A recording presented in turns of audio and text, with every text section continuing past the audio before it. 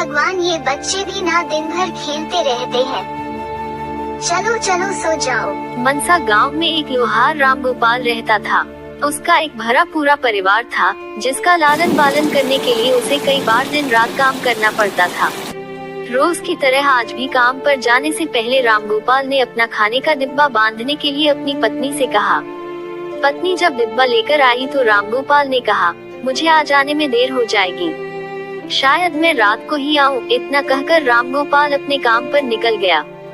काम पर जाने का रास्ता एक जंगल से होकर गुजरता था। वहाँ जैसे ही राम गोपाल पहुँचा, उसे कुछ आवाज सुनाई दी। जैसे ही राम गोपाल कुछ पास गया तो उसने देखा कि एक साधु भगवान का मंत्र जपने के साथ ही हंस रहा है। हैरान होकर राम गोपाल ने पूछा, आप ठीक हैं? उस साधु को राम गोपाल नहीं जानता था, लेकिन साधु ने एकदम से उसका नाम लेकर कहा, आओ राम गोपाल बेटा, मैं तुम्हारा ही इंतजार कर रहा था।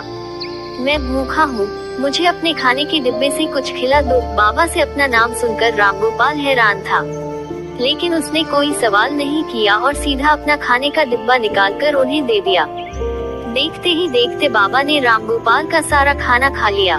उसके बाद उस साधु ने कहा, बेटा मैं तो सारा खाना खा गया, अब तुम क्या खाओगे? मुझे माफ करना। राम गोपाल ने कहा, कोई बात नहीं बाबा, मैं काम के लिए बाजार जा रहा हूँ, तो मैं वही कुछ खा लूंगा। यह सुनकर उस साधु ने राम गोपाल को खूब आशीर्वाद दिया और भेंट के तौर पर एक हथौड़ा दे दिया। राम गोपाल ने कहा, आपका आशीर्वाद काफी है, मैं इस हथौड़े का क्या करूँगा?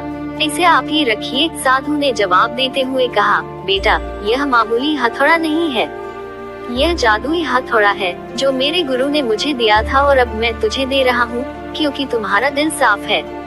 इसका इस्तेमाल अच्छे कामों के लिए ही करना और किसी दूसरे के हाथ में इसे कभी मत देना। इतना कहकर वह बाबा वहाँ से अदृश्य हो गए। राम गोपाल अपने हाथों में हथौड़ा लेकर बाजार काम करने के लिए चला गया। औजार बनाने से पहले उसके दिमाग में आया कि आज इसी हथौड़े से लोहा पीटता हूँ। जैसे ही उसने लोहे पर हथौड़े से चोट मारी, वो सीधा औजार बन गया। दूसरी चोट में लोहे के बर्तन बन गए। राम गोपाल समझ गया कि यह सही में जादुई हथौड़ा है। वो जो बनाने की सोच के साथ लोहे पर चोट मारता, लोहा सीधा वही बन जाता। जादुई हथौड़े की वजह से राम गोपाल का काम जल्दी खत्म हो गया और वो अपने साथ ही उस जादुई हथौड़े को घर ले गया। इसी तरह रोज राम गोपाल उस हथौड़े से जल्दी काम खत्म कर लेता और कई बार ज्यादा बर्तन बनाकर उन्हें गांव के लोगों को भी बेच देता था। धीरे धीरे उसके घर के हालात पहले से कुछ ठीक होने लगे। एक दिन गांव का मुखिया उसके घर आया और बोला, हम गांव वालों को शहर जाने में बहुत ज्यादा समय लगता है, क्या तुम अपने हथौड़े से गांव और शहर के बीच आने वाला एक पहाड़ तोड़ने में मदद करोगे? इससे बीच में एक सड़क बना लेंगे और गांव से शहर का सफर आसान और छोटा हो जाएगा। मुखिया की बात सुनकर राम गोपाल ने उस जादुई हथौड़े से उस पहाड़ को तोड़ दिया। मुखिया और गांव के लोग बहुत खुश हुए और उसे खूब शाबाशी दी। पहाड़ तोड़ने के बाद घर लौटते समय लोहार के मन में हुआ कि इस जादुई हथौड़े से मेरा काम जल्दी हो जाता है, लेकिन कुछ ज्यादा फायदा तो हो नहीं रहा है। इसी सोच में डूबे हुए लोहार घर जाने की जगह दुखी होकर जंगल की तरफ चला गया। उस जंगल में वही साधु बाबा लोहार को दोबारा दिखा। लोहार ने उन्हें अपने मन की सारी बातें बता दी।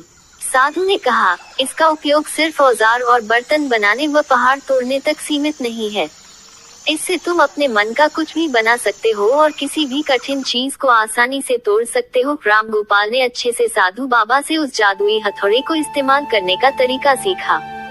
उसके बाद राम गोपाल ने बहुत धन कमाया। आज राम गोपाल एक अमीर आदमी बन गया है। अभी भी वो जब भी जरूरत महसूस होती है, उस जादुई हथौड़े का इस्तेमाल कर लेता है।